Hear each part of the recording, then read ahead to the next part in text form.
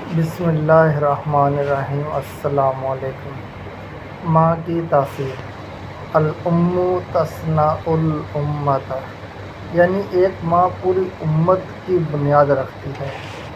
یہ حقیقت ہے کہ جب سے ماں کے پیٹ میں بچہ حرکت کرنے لگتا ہے وہ ماں کی ہر اچھی بری بات کا اثر قبول کرنے لگتا ہے جب تک وہ خود سمجھدار نہ ہو جائے۔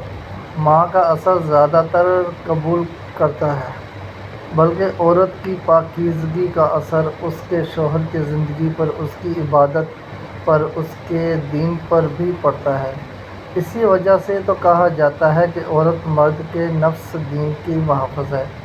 ایک بزرگ اپنی بیوی سے کہنے لگے کہ میں نے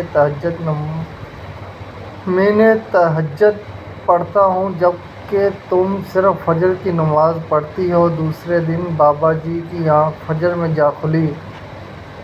بیوی کو کہنے لگے معلوم نہیں کیا ہوا، پہلے تو آسانی سے تہجد میں بیدار ہو جاتا تھا، آج فجر مشکل سے پڑھ پایا۔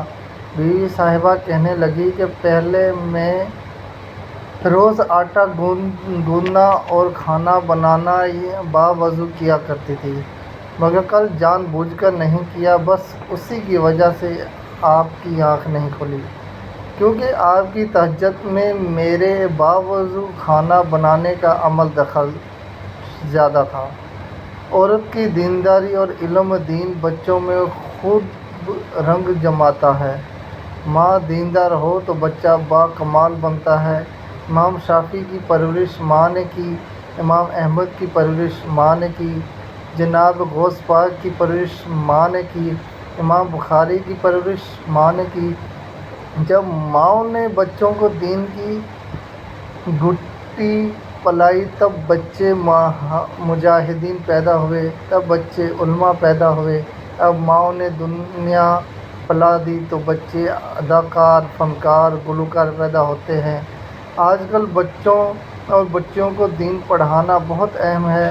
نوٹ: اس پیغام کو دوسروں تک پہنچائیے تاکہ اللہ کسی کی زندگی کو آپ کے ذریعے بدل دے۔